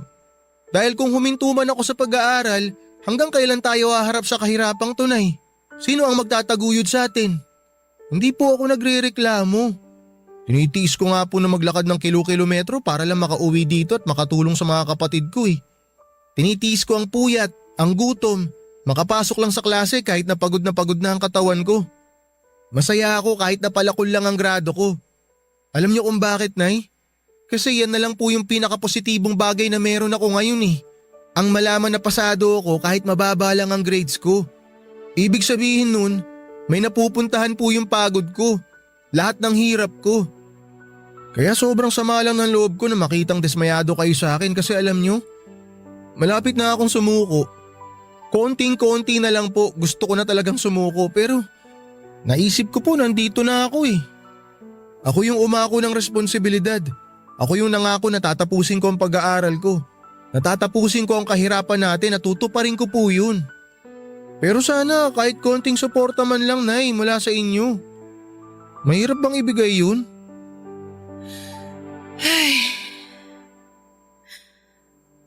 Hindi naman ako dismayado eh. Nagtaka lang ako kasi alam ko matalino kang bata. Alam ko na may ibubuga ka. Siguro nga medyo masakit yung mga salitang nabitawan ko kanina pero dala na lang din siguro yon ng magulong utak ko. Sobrang dami na ng pinapasan kong problema, hindi na ako makapag-isip ng maayos.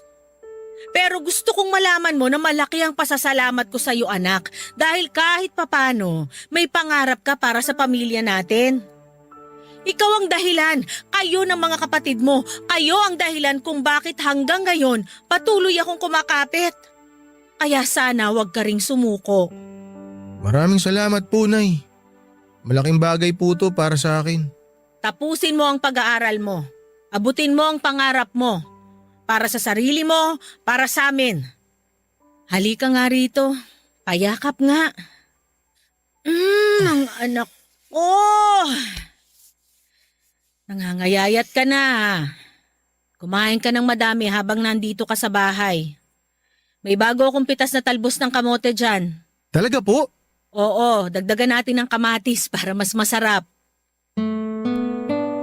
Papa Dudut, hirap man ay nagsumika po akong makapagtapos ng high school, Papa Dudut. Sa tulong ng determinasyon at suporta mula sa pamilya ay nakamit ko rin sa huli ang inaasam kong diploma.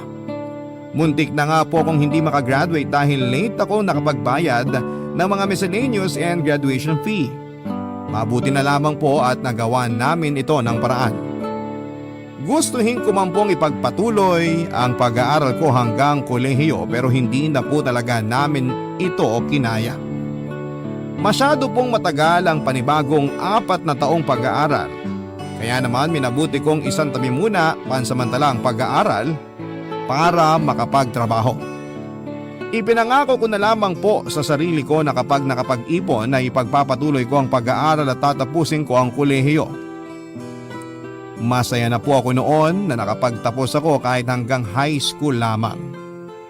Sa aming kasing magkakapatid ay ako lamang ang umabot sa ganong level ng edukasyon. Katulad ng pinangako ko kay nanay ay agad po akong naghanap ng trabaho para makatulong sa pamilya. Pero nang mga panahong yon ay alam kong wala po akong mapapala kung mananatili ako sa probinsya. Kaya naman nagpasya po akong subukin ang swerte ko sa Maynila. Pagka-graduate ay agad po akong lumuwas ng Maynila para maghanap ng trabaho, Papa Dudut. Barangay Love Stories. Barangay Love Stories. Wala po akong kaalam-alam noon kung ano ang magiging buhay ko sa Maynila, Papa Dudut. Para akong batang napadpad sa isang napakalaking syudad na first time lamang makakita ng mga naglalakihang gusali at dami ng mga taong abala sa sari-sarili nilang mga buhay. Sa awa ng Diyos ay mabilis naman po akong nakahanap ng trabaho bilang tendero sa Baclaran. Nagtagal naman po ako sa trabaho kong yon ng ilang buwan kaso nga lang po ay hindi ko na po nakayanan ang trabaho dahil sa amo ko. Kung tutuusin ay kayang-kaya ko naman po ang magtinda. Ang problema nga lang ay masyadong masungit at strikto ang naging amo ko. Konting pagkakamali ay katakot-takot na alak or talak ang inaabot ko. Minsan nga po ay minamaltrato pa nila ako. Lahat ng sisi sa akin nila ibinubunton kahit na hindi naman ako ang may kasalanan. Mabuti na lamang at marami akong nakilalang kaibigan sa lugar na yon at kahit papaano ay nakaya kong tagalan ang amo ko. Sa totoo lang po ay kaya ko namang sabayan ang galit ng amo ko kaso nga lang ay sa sobrang bigat ng trabaho ay kulang na kulang ang natatanggap kong kakarampot na sweldo mula sa kanya. Kaya naman noong may ialok sa akin ng kaibigan ko na ibang trabaho ay agad ko na po itong pinatos nang walang pag-aalinlangan.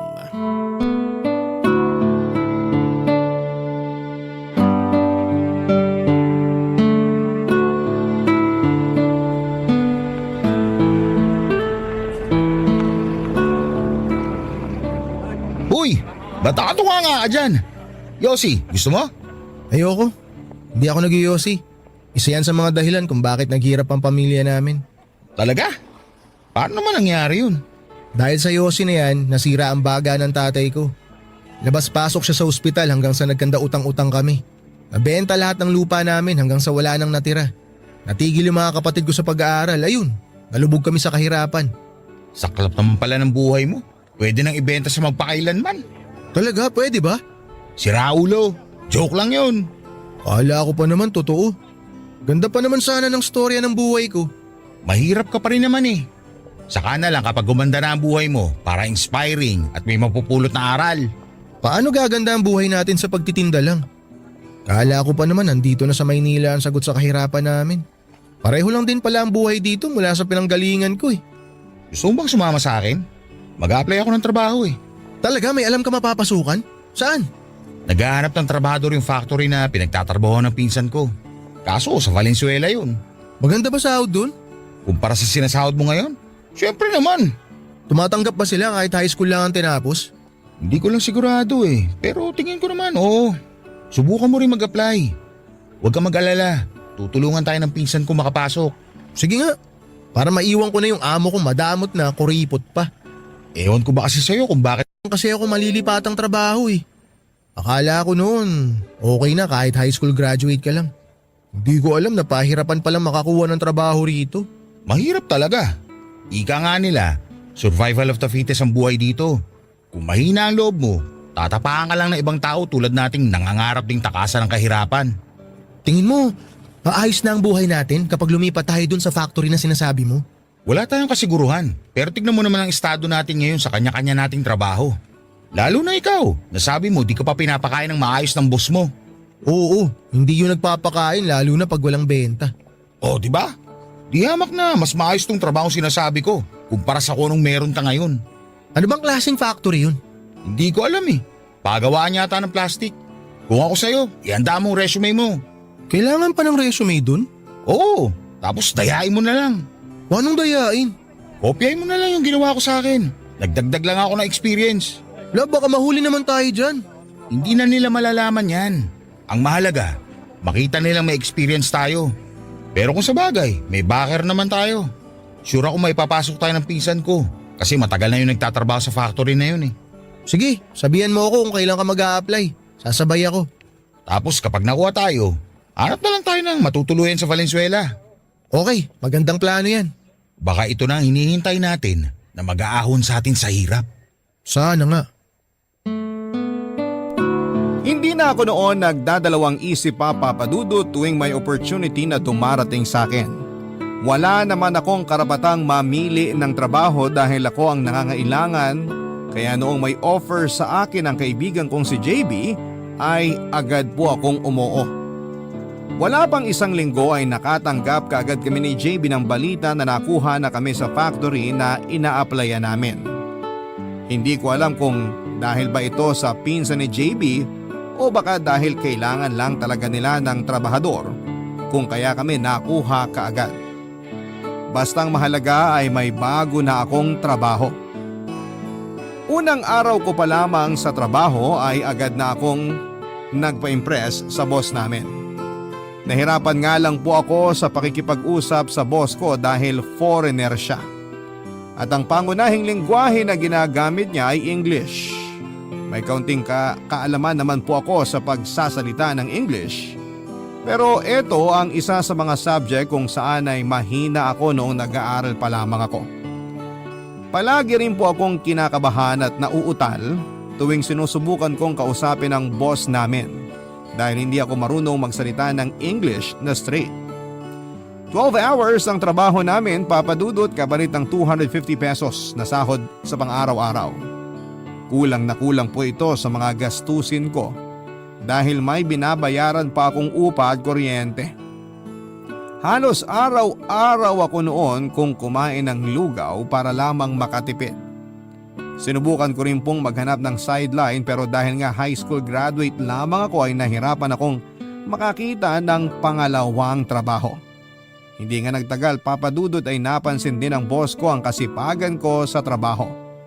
Halos mag-iisang taon pa lamang kami ni JB sa factory nang bigla akong naipromote ng boss ko at ginawa niya akong production checker, Papa Dudut.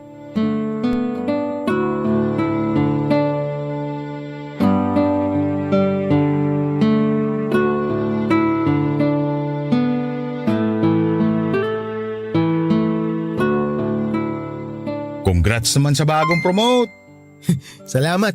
Painom ka naman dyan. Total day off natin bukas. Ikaw ang hilig mo talaga sa bisyo. Tigilan mo na yung pag-inom at paninigarilyo. Bukod sa nakakasama na sa kalusugan, gastos lang yan. Ayaw mo naman libre. Hindi talaga ako manlilibre. Marami pa akong kailangan bayaran eh. Tsaka kailangan ko rin magpadala ng pera sa probinsya. Marami akong kapatid na sinusuportahan. Ang bait mo naman palang kapatid. Kailangan kong bumawi sa kanila eh. Sa aming magkakapatid, ako lang ang tumuloy sa pag-aaral. Lahat sila tumigil kaya ako lang ngayon ang inaasahan nilang lahat. Hindi ba nakaka-pressure yan? Yung sa'yo nakaasa ang lahat tapos hindi naman sapat yung sinasahod mo?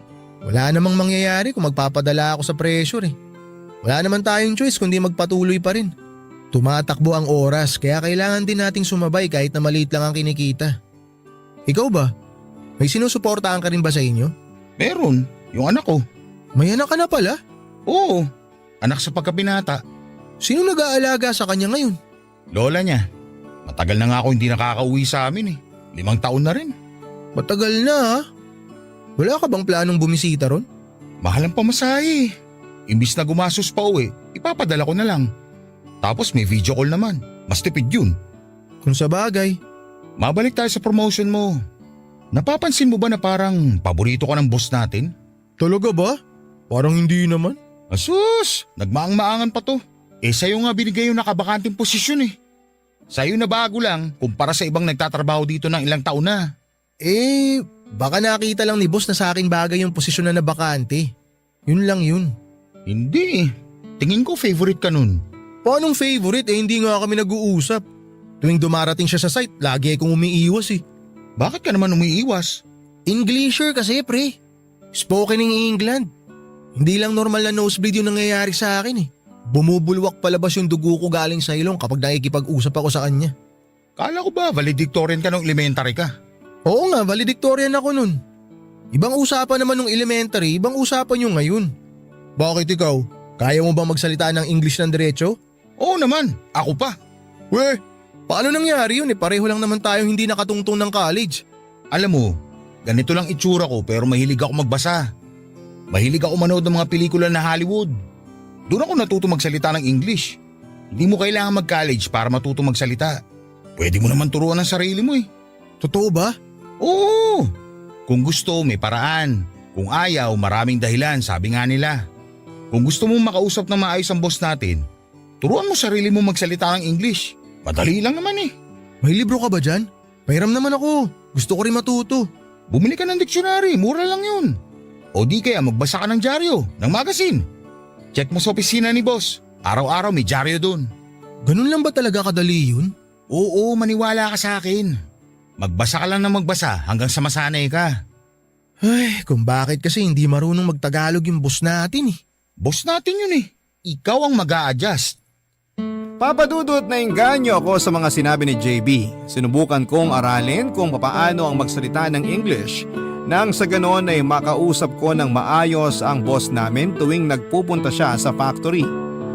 Bumili ako ng mga mumurahing libro na second hand at ito ang binabasa ko tuwing break time, bago matulog at tuwing kumakain. Inaral ko rin po kung paano magsalita ng ang mga foreigner sa mga pelikula. May sarili akong dictionary kung saan ay nahanap ang mga salitang hindi ko maintindihan. Para akong nanumbalik sa pag-aaral. Ang kaibahan nga lang ay ako na mismo ang nagtuturo sa sarili ko. Sa pagtagal ng mga taon ay unti-unti po akong natutong magsalita ng English. Mas lalo tuloy na na-impress sa akin ang boss ko dahil sa determination na matuto. Dahil dito ay mas lalo tuloy akong ginanahan sa trabaho ko. Mas pinagbuti ko ang trabaho ko, Papa Dudut. At ito na ang nakita sa akin ng boss ko. Kaya nang mag-resign ng supervisor namin dahil sa katandaan ay ako ang ipinalit ng boss namin sa iniwan nitong pwesto. Sobrang laki po ng pasasalamat ko sa boss ko, Papa Dudut, dahil pinapahalagahan nito ang kasipagang ipinapakita ko. Abot langit ang pasasalamat ko sa kanya dahil sa mga sunod-sunod na opportunity na ibinibigay niya sa akin. Pero ang hindi ko po alam, iba na pala ang tingin ng mga katrabaho ko sa akin. Hindi pala lahat ay masaya sa success na natatanggap ko sa buhay ko, Papa Dudut. Barangay Love Stories. Barangay Love Stories. Papadudot, para bang bitter sa akin ang ilan sa mga katrabaho ko at naiintindihan ko naman sila dahil di hamak na mas matagal na ang inilagi nila sa trabaho kumpara sa akin. Pero tingin ko naman po ay deserve ko rin ang mga promotion na natatanggap ko dahil alam ko sa sarili ko na masipag akong empleyado. Yun nga lang ay pilit na nagbubulag-bulagan ang mga kasama ko. Hindi nila nakikita ang mga ginagawa ko, sa halip ay ginagawa nila ako ng mali siya. Kesyo sip-sip daw ako sa boss namin, pakitang tao, at di hamak daw na mas deserve ng iba ang pwesto ko sa ngayon. Hindi nila matanggap na ang isang hamak na high school graduate lang ay supervisor na nila ngayon. Lalo na't karamihan sa mga kasama ko sa trabaho ay nakapagtapos pa ng kolehiyo. Sa kabila ng paninirang ginagawa nila sa akin, Papadudot, ay hindi po ako nagpatinag. Hindi ko na lamang sila pinansin at sa halip ay mas pinagbuti ko ang trabaho ko. Ipinakita ko sa kanila na para sa akin talaga ang pwestong ibinigay sa akin. Ako na noon ang kumukuha ng mga aplikante sa factory, Papadudot. Doon ako bumawi. Wala akong pakialam noon kung college graduate man o walang tinapos ang nag-a-apply. Ang mahalaga ay marunong sila at masipag sa trabaho. Nakikita ko kasi ang sarili ko sa ilan sa mga aplikante na hirap makahanap ng trabaho sa kadahilan ng hindi sila nakapagtapos. At ayokong ipagkait sa kanila ang opportunity na naranasan ko noong ako ang nangangailangan.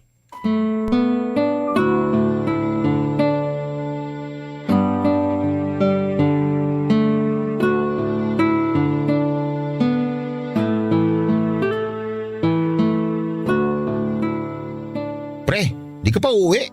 Susunod na lang ako. Tatapusin ko lang itong mga ginagawa ko. Ano bang ginagawa mo? Tinitingnan ko lang itong mga bagong aplikante. Kailangan natin ng kapalit ng mga nagsialisan eh. Oo nga pala. Lagi ko nakakalimutan na boss na pala kita. Ito naman, wala namang nagbago. Lagi kong tatanawin na utang na loob sa'yo itong pagpasok ko dito sa trabaho. Kasi kung hindi dahil sa'yo, wala ako rito ngayon. Ang bilis ng panahon, no? Parang kailan lang nung tayo nasa posisyon ng mga to. Mga naghahanap ng trabaho.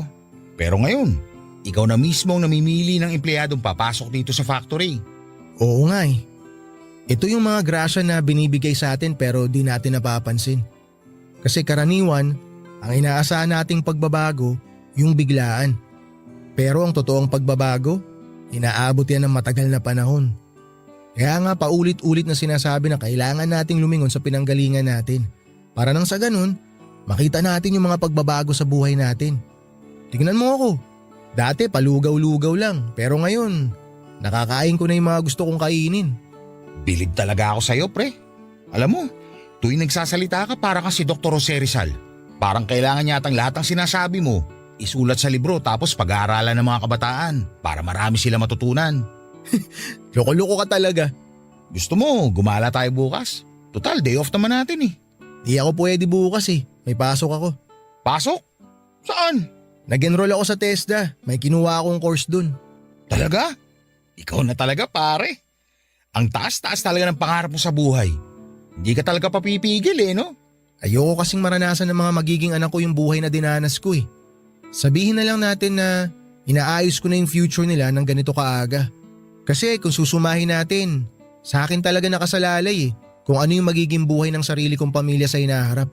Swerte na magiging pamilya mo, pre. Planado mo na talaga magiging takbo ng buhay mo. Kung nakaranas ka ng paghihirap, hindi mo na talaga gugustuhin bumalik sa ganong klase ng buhay. Ibig bang sabihin yan, yung pag-enroll mo sa TESDA, may plano ka umalis dito sa factory? Eh hindi naman habang buhay, mananatili tayo rito. Para mag-grow, you have to go. English yun ah. Ang gusto ko lang puntuhin, para lumago tayo bilang tao, kailangan din natin sumubok ng ibang bagay. Hindi pwede na tatanggapin mo na lang ang buhay na meron ka ngayon. Sa bagay, tama ka naman pero hindi ba parang masyado ka naman yata nagmamadali? Kailan lang nung naging supervisor ka? Lasapin mo naman yung tagumpay mo. Hindi yung kakatungtong mo pa lang sa stage, lilipat ka na kaagad sa next stage. Bahala ka. May kasabihan nga na kung gaano ka kabilis umakyat, ganun ka rin kabilis bumulusok pababa. Nasa tao naman yun kung hahayaan niya yung sarili niya na bumulusok pababa. Tsaka hindi naman ako nagmamadali eh. Siyempre, hindi ko rin naman sisirain yung tiwala sa akin ng boss natin.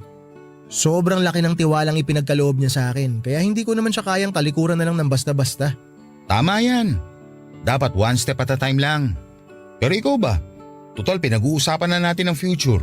Yung love life mo, wala ka bang planong paggalawin ng baso? Saka ano yan? Di ba nga kakasabi ko lang sa'yo na hindi pa ako magpapamilya hanggat hindi pa ako handa, lalo na pagdating sa yaman. Hindi ka naman bubuo kagad ng pamilya eh. Sisimulan mo lang yung love life mo. Bahala ka. Baka maubusan ka ng mapapangasawa dyan. Tsaka alam mo pre, hindi naman biglaan yung pagmamahal eh. Parang success din yan na kailangan pagtrabahuhan at palawakin. Saka na siguro yung love life na yan. Ayusin ko muna buhay ko. Ikaw ang bahala. Oh, paano ba yan? Mauna na ako sa'yo. Out ko na eh. Sige, ingat ka pa uwi. Kita-kits na lang tayo sa boarding house. O ingat ka rin. Papadudot ilang taon pa ang pinalipas ko bago ako tuluyang nagpasyang i-level up ang estado ko sa buhay. Naisip ko noon na oras na rin siguro para palawakin ko pa ang experience ko. Sinubukan ko pong mag-apply sa call center. Kasabay nito ay naghanap din ako ng maraming trabaho sa ibang bansa bilang Plan B. Sa tulong ng kakilala ay nakapag-apply naman ako bilang salesman sa Saudi Arabia. Wala po akong pinagsabihan ng plano ko, Papa Dudut, habang nilalakad ko ang mga requirements ko para sa pag-abroad ko. Maliban na lamang kay JB na ang tanging alam lang noon ay naghahanap ako ng trabaho sa call center. Gusto ko kasi na sure na ang pag-alis ko bago ako magpaalam sa boss ko at sa mga katrabaho ko. Kaso nga lang, papadudot kung kailan malapit nang makumpleto ang mga papeles ko ay bigla naman akong nagkaroon ng problema. Hindi ako nakapasa sa medical examination dahil nalaman kong meron pala akong pulmonary tuberculosis. Ito ang naging dahilan kung bakit hindi na po natuloy ang paglipad ko sa Saudi. Nang mga panahong yun ay halos abot kamay ko na ang mga pangarap ko. Pero bigla na lang po itong gumuho ng walang pasabi.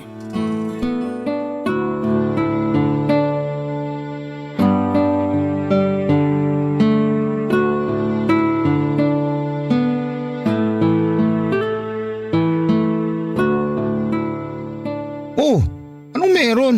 Bakit parang bagsak naman ang mukha mo dyan? May nangyari ba? Wala. Pagod lang ako sa trabaho. Anong wala? Hindi ganyan ang itsura ng pagod. Yang mukha mo ngayon, para kang pinagsakluban ng langit at lupa. Malalim lang ang iniisip ko ngayon. Gaano ba kalalim? Baka sakali may maitulong ako. Hindi kasi ako nakapasa sa medical ko, pre. Para sa call center? Bakit daw? May sakit ka ba? Medical para sa pagpunta ko sana sa Saudi. Ha? Mag-a-abroad ka? Ba't di mo sinasabi sa akin? Sasabihin ko naman sa'yo kapag nakumpleto ko na yung requirements ko, kaso nga, bagsak ako sa medical. Alam ba to ni boss? Hindi niya alam to, hindi ko sinabi. Wala talaga akong pinagsabihan. Mabuti na nga yun kasi hindi naman na pala talaga ako matutuloy. Plano mo palang mag-abroad? Akala ko sa call center ka lang lilipat. Nung una nag-apply ako sa call center. Nakuha nga ako dun eh. Kaso naisip ko, sayang din naman yung pinag-aralan ko sa TESDA kung hindi ko gagamitin. Kaya ayun, sinubukan ko mag-apply ng trabaho sa ibang bansa. Natanggap naman ako. Minalas nga lang sa medical. Sayang naman. Pero at least may call center kang babagsakan, di ba? Hindi na rin ako tutuloy dun. O bakit naman? Baka hindi rin ako matanggap kapag nalaman nilang may sakit ako. Teka, ano bang sakit mo? Basta, wag mo na lang alamin. Nakamamatay ba yan? Nagpapagamot na ako, wag kang mag-alala. Mabuti naman kung ganun. Hindi naman siguro yan cancer, no? Hindi oh. Yahan mo na yan. Tiyak ako marami pang darating na opportunity para sa'yo. Siguro nga, paraan na rin to ni Lord para sabihin sa akin na kumalma muna ako. Sobra yata ako nagmamadali eh. Naging gahaman na tuloy ang labas ko. Hindi mo rin naman masisisi ang sarili mo. Siyempre, ako rin naman kung alam kong kaya ko pang iangat ang buhay ko, gagawin ko na agad-agad. Oo nga, nandun na tayo pero may tinatawag din tayong timing eh. Baka may ibang plano lang talaga siguro para sa akin si Lord kaya ganun yung nangyari. Ewan ko ba kasi sa'yo kung bakit ka nagmamadaling umalis sa factory? Maganda naman ang buhay mo dun eh. Kaya nga naisip ko na manatili na lang muna dun. Kailangan ko muna sigurong tumigil at i-absorb ang mga blessing na meron ako ngayon. Sa sobrang focus ko sa future ko, hindi ko na nakikita yung mga bagay na kailangan kong ipagpasalamat. Ay, totoo yan. Nakaka-addict din naman kasi minsan ng tagumpay. Kapag natikman mo, hahanap-hanapin mo na. Kaya tuloy marami sa atin na pumapalpak sa buhay kasi bira lang sila ng bira. Minsan kailangan din natin makontento pansamantala. Pinag-iisipan ko nga kung pagbibigyan ba ako ni boss na magpahinga muna sa trabaho habang nagpapagaling ako. Subukan mo magpaalam sa kanya. Mukha namang seryoso ang kalagayan mo. Kahit tayo mo sabihin sa akin kung ano yung sakit mo. Isa pa, maganda naman ang track record mo. Never kang absent, never kang late. Puro OT ka nga kahit walang bayad. Mabait naman yun. Sigurado akong pagbibigyan ka. Tsaka may rason ka naman. Tingin mo? Oo. Alam mo pre, pagsubok lang yan. Kung totoo yung sinasabi mo na hindi naman life-threatening yung sakit mo, malalampasan mo rin yan. Basta tandaan mo lang na nandito lang akong tropa mo kapag kailangan mo ng tulong. Salamat pre. Ano ka ba? Maliit na bagay lang yun.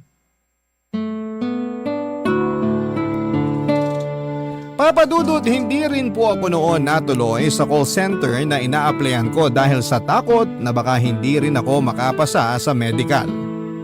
Nanatili na lamang ako sa factory na pinagtatrabahuhan ko pero inilihim ko rin sa kanila ang sakit ko habang ako'y patuloy na nagpapagamot. Siguro nga po ay naging masyadong matayog ang pangarap na gusto kong maabot kaagad. Tama nga ang sabi ni JB na kapag mabilis kang umakyat ay mabilis ka ring bababa. Kaya naman minabuti kong dahan-dahan na lamang muna ang pag-abot sa mga pangarap ko. Sa awa ng Diyos ay nagamot din naman po ang sakit ko, Papa Dudut, pero pagkatapos nito ay pinili kong magstay na muna sa trabahong nagbigay sa akin ng opportunity. Kailangan ko ring bumawi sa kanila dahil kung hindi sa kanila ay hindi ko mababago ang buhay ko. Hanggang ngayon ay nananatili pa rin po akong nagtatrabaho sa factory at habang buhay kong tatanawin na isang utang na loob ang mga bagay na naitulong nila sa buhay ko. Papa Dudut, alam kong malayo pa po ang lalakbayin ko tungo sa pagkamit ng mga pangarap ko pero naniniwala ko na sa tulong ng sipag at tiyaga ay makukuha ko rin ang buhay na gusto ko para sa pamilya ko. Magpatuloy lamang po tayo sa pagharap ng mga hamong dumarating sa atin dahil alam kong hindi naman tayo pinababayaan ng Diyos. Hanggang dito na lamang po ang aking storya, Papa Dudut. Maraming salamat.